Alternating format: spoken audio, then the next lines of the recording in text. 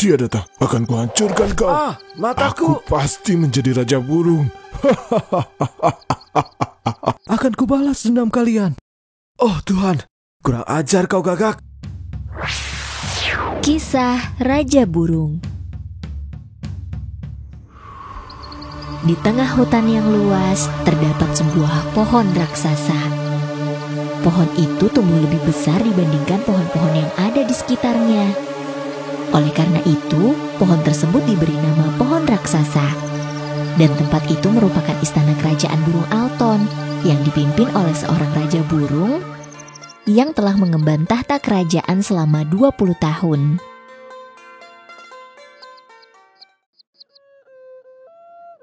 Tak lama setelah itu, Raja Alton pun meninggal dunia karena usianya. Dengan begitu, tidak ada yang mengemban tahta kerajaan. Tuhan yang mengetahui hal ini mengutus 2 dewa menuju pohon raksasa itu untuk mencari penerus Raja Burung selanjutnya. Kalian, turunlah ke dunia bagian tengah. Bantulah para burung untuk menemukan raja yang baru, yang bisa memimpin dunianya agar tetap aman dan damai. Dimengerti, Yang Mulia. Dewa memanggil semua burung di seluruh belahan dunia untuk datang menuju pohon raksasa dan memilih raja burung yang paling pantas. Kami adalah dewa yang datang dari surga. Kami menerima perintah dari Tuhan untuk membantu kalian menemukan raja yang baru. Semua burung dari semua spesies, kirimkanlah salah satu perwakilan dari kalian untuk berkompetisi memperebutkan tahta raja. Setelah pengumuman, burung pertama yang ikut bertanding adalah burung Pici yang merupakan putra dari Raja Alton. Saya mengajukan diri untuk ikut bertanding dalam kompetisi ini. Karena beberapa burung tahu kemampuan dari burung Pici, beberapa di antara jenis burung menolak untuk ikut bertanding. Mereka rela jika burung Pici menjadi penerus tahta kerajaan. Namun, ada beberapa spesies yang ingin merebut tahta tersebut. Lalu, elang datang dan berlutut di depan para dewa dan burung Pici. Saya juga ingin ikut berpartisipasi dalam kompetisi ini.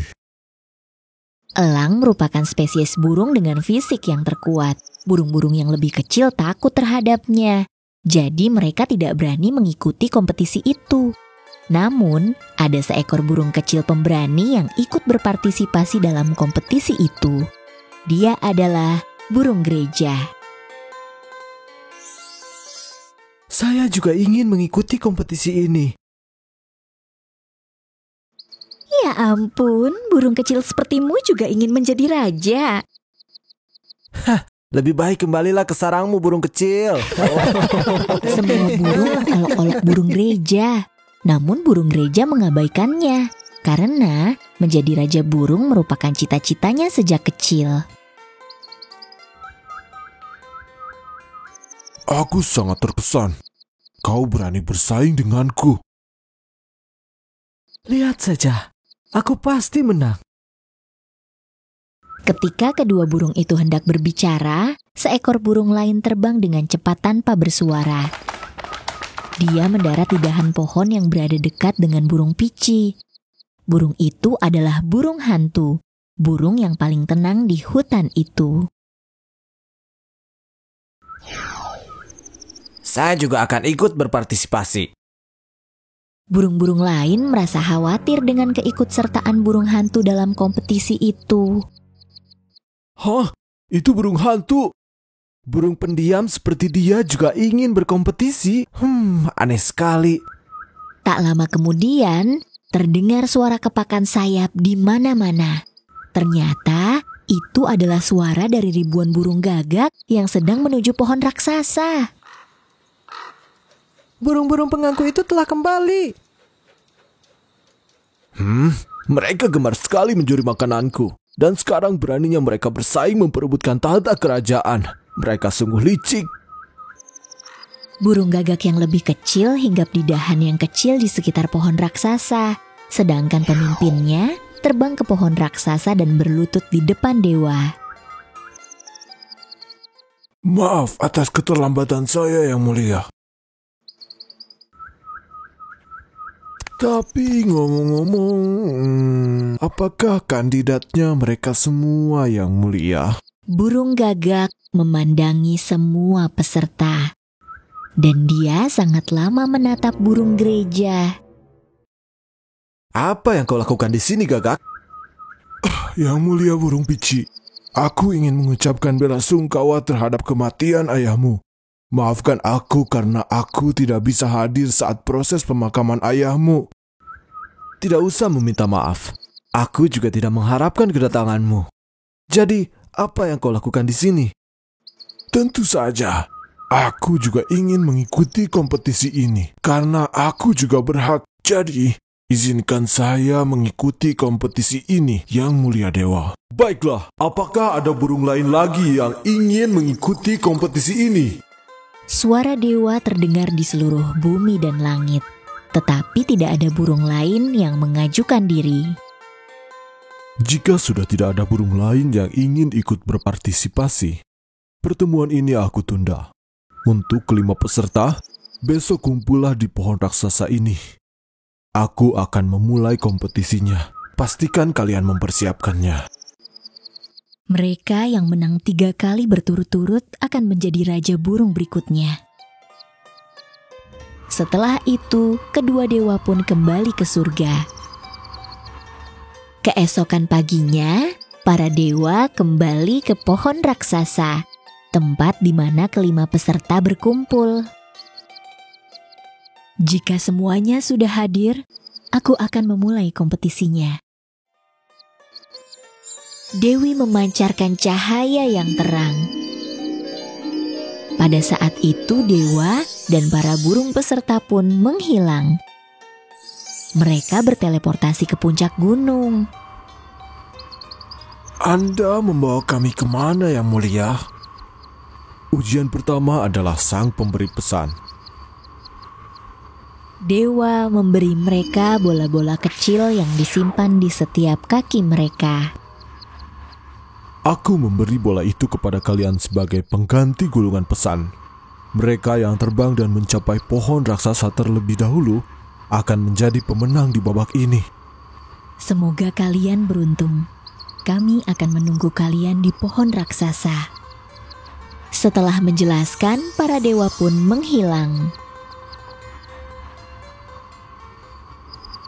Saat ini kita berada di mana? Bola logam kecil ini berat sekali. Ini tidak terlalu berat, Gagak. Silakan kalian lanjutkan perbincangan kalian. Aku pergi duluan. Tanpa membuang waktu, burung pici pun terbang duluan. Lalu elang juga mengikuti burung pici. Beruntung sekali aku, karena sebelumnya ayah telah mengajariku, sehingga aku bisa mengingat arahnya dan lebih unggul dari burung lainnya. Ayah, aku tidak akan mengecewakanmu. 2 hari telah berlalu dan burung pici masih memimpin. Burung gagak yang ingin menang pun merencanakan cara licik untuk menggagalkan burung pici. Burung gagak terbang ke tempat yang tinggi dan pura-pura pingsan hingga jatuh menimpa burung pici. Akibat hal itu, sayap burung pici patah sehingga mustahil untuk dia terbang kembali. Burung gereja yang melihat hal tersebut lekas pergi menolong. Hah, Yang Mulia, kau tidak apa-apa? Tunggu, aku akan menolongmu. Aku tidak sengaja. Aku benar-benar minta maaf, Yang Mulia. Setelah itu, burung gagak terbang dengan sangat cepat. Elang dan burung hantu sudah kelelahan dan tak bisa mengejarnya. Burung gagak pun kembali ke pohon raksasa dan bertemu para dewa. Pada akhirnya, dia menjadi pemenang di putaran pertama. Sementara itu, burung gereja kembali ke pohon raksasa sambil menuntun burung pici.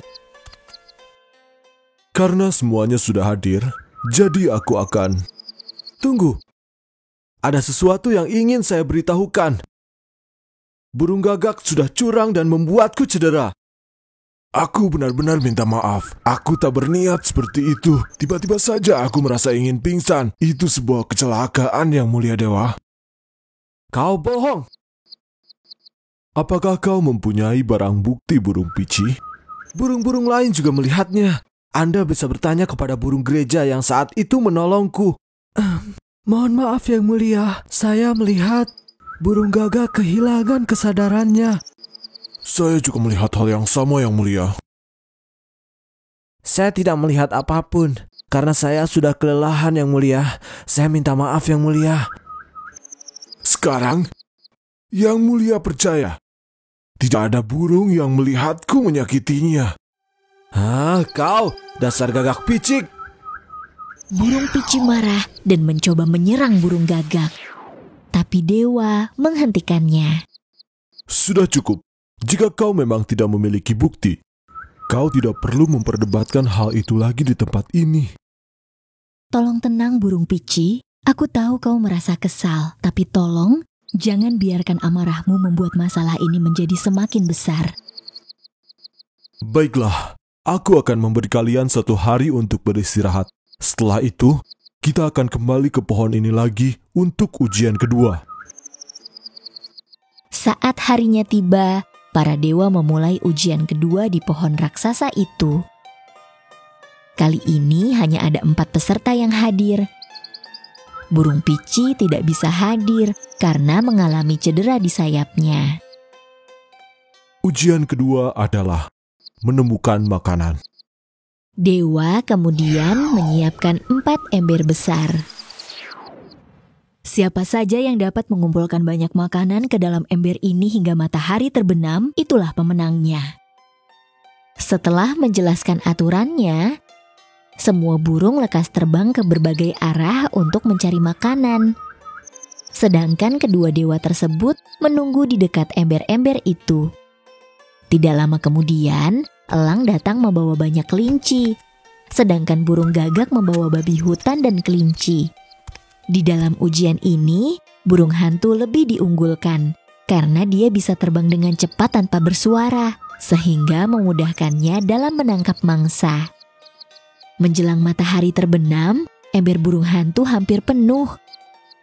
Sedangkan burung gereja hanya mendapat sedikit makanan, karena dia hanya bisa menangkap cacing dan serangga. Ketika burung gagak tahu bahwa dia akan kalah, burung gagak pun kembali berbuat curang. Jangan kira kau bisa menang melawanku. Tahta itu harus jadi milikku. Aku akan menghancurkan siapapun yang menghalangi jalanku.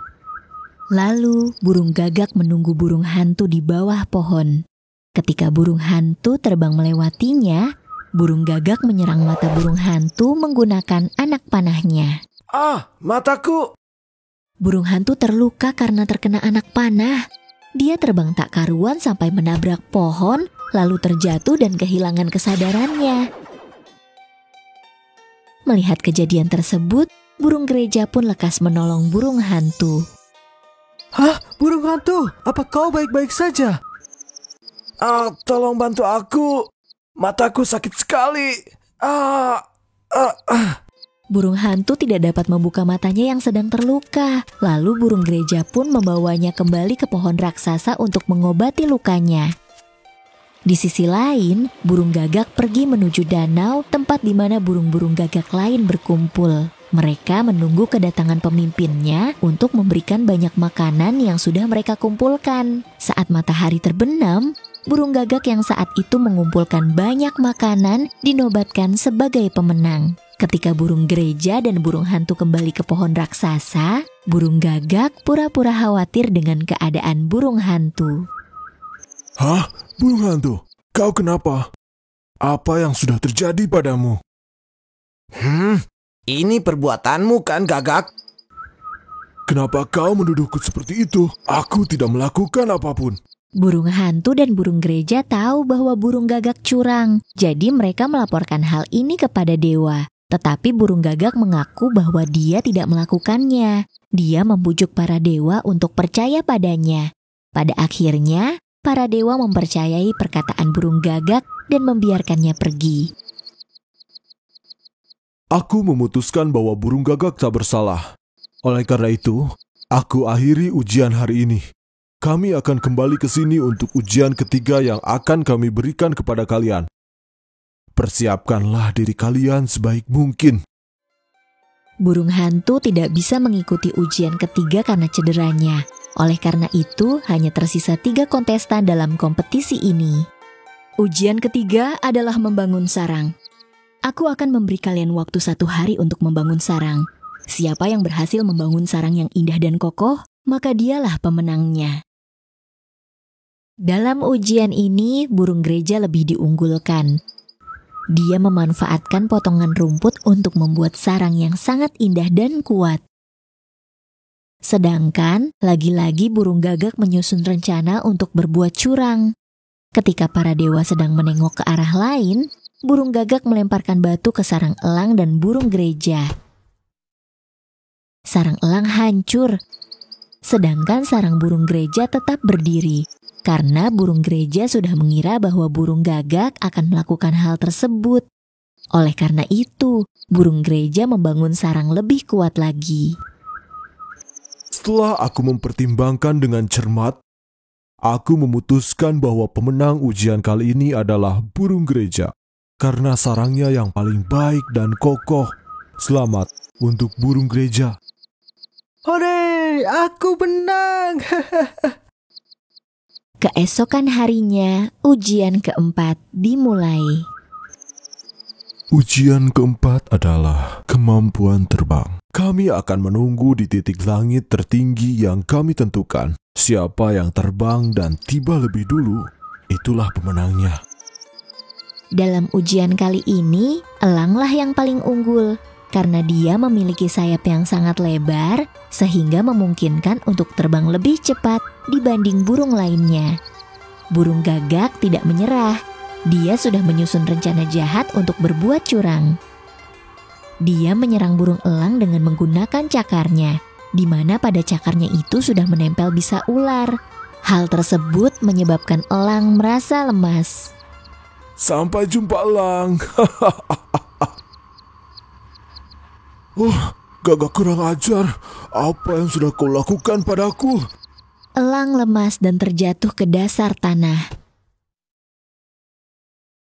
Burung gagak di atas angin sudah bisa jadi pemenang kali ini. Tetapi karena dendamnya pada burung gereja, dia tidak langsung terbang menuju dewa, melainkan ingin membalas dendam terlebih dahulu kepada burung gereja. Saat itu, burung gereja terbang ke darat untuk menolong burung elang. Hah? Apa yang terjadi padamu? Aku terkena racun dari cakar burung gagak. Burung gereja, dengar aku. Kau harus menang. Kita tidak bisa membiarkan burung jahat itu menguasai hutan ini. Kau harus menang demi menyelamatkan para burung di hutan ini. Dan kau juga harus membalaskan dendam kami. Setelah berbicara, elang pun hilang kesadaran. Akan kubalaskan dendam kalian. Burung gereja kembali terbang ke langit. Ketika dia melihat burung gagak, dia pun lekas memanggilnya. Hoi gagak, ayo sini, cepat cari aku. Tepat sekali. Akan kuhancurkan kau. Dengan begini tidak akan ada lagi yang menghalangiku untuk mendapatkan tahta itu. Dan aku akan menjadi raja. Lalu, burung gagak mencoba mencakar burung gereja. Kedua burung itu saling mengejar dengan ganas hingga menembus awan. Mereka hampir mencapai titik tertinggi di langit. Burung gereja sangat pintar. Dia memanfaatkan angin yang bertiup di bawah burung gagak. Angin itu menarik dirinya untuk terbang menyamai burung gagak. Burung gagak kelelahan dan menjadi lambat. Burung gereja mengambil kesempatan ini untuk menyusul burung gagak. Pada akhirnya, burung gereja lebih dahulu sampai di tempat dewa. Dan kali ini, burung gereja kembali memenangkan ujian. Hal ini membuat burung gagak menjadi lebih dendam terhadap burung gereja. Pada ujian berikutnya, elang sudah tidak bisa mengikuti kompetisi karena cederanya. 2 kandidat yang tersisa hanyalah burung gereja dan burung gagak. Hingga saat ini, kalian berdua masih memiliki skor yang sama. Maka dari itu, pemenang di babak ini akan menjadi raja burung. Ujian terakhir adalah pertarungan. Siapapun yang memenangkan pertarungan akan menjadi raja burung berikutnya. Burung gagak tersenyum gembira karena tubuhnya lebih besar dibanding burung gereja. Mustahil bagi burung gereja untuk mengalahkan burung gagak. Ketika pertempuran dimulai, burung gereja langsung menyerang terlebih dahulu. Namun serangannya ditahan dan langsung ditendang oleh burung gagak. Lalu burung gereja mengubah wujudnya menjadi seekor burung yang utuh. Dan dia mulai menyerang burung gagak itu lagi. Melihat hal tersebut, burung gagak malah mengejek burung gereja.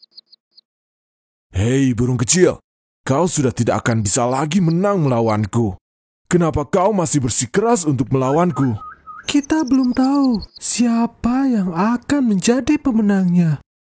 Burung gagak bersiap untuk menyerang burung gereja. Namun sesuatu yang tidak terduga terjadi. Burung gagak tiba-tiba merasa pusing dan tidak berdaya. Kemudian dia melihat luka yang ada pada sayapnya akibat serangan dari burung gereja. Kau curang. Kau menggunakan racun untuk melumpuhkanku. Dewa, dia sudah melakukan kecurangan. Burung gagak mengadukan kejadian ini kepada dewa yang berdiri tepat di dekatnya. Burung gereja, apakah kau sudah berbuat curang seperti apa yang dikatakan burung gagak? Sama sekali saya tidak melakukannya, Yang Mulia. Cakar saya tidak sengaja terkena bisa ular ketika saya mencoba menyelamatkan elang kemarin. Dan bisa itu berasal dari burung gagak sendiri. Dia menggunakannya untuk melumpuhkan elang. Hah? Apa itu benar? Gagak, aku yakin burung gereja itu tidak berbohong. Itu hanyalah sebuah kecelakaan. Apa kau masih bisa bertarung? Jika tidak, maka otomatis burung gerejalah yang akan menjadi pemenangnya. Aku masih bisa. Burung gagak pun pingsan sebelum dia selesai berbicara. Dewa menyatakan burung gereja sebagai pemenang. Semua burung di hutan gembira. Mereka senang karena burung jahat seperti burung gagak gagal menjadi raja. Sejak saat itu, akhirnya burung gereja dinobatkan sebagai raja burung yang berkuasa di langit dan juga hutan dalam kedamaian dan keharmonisan.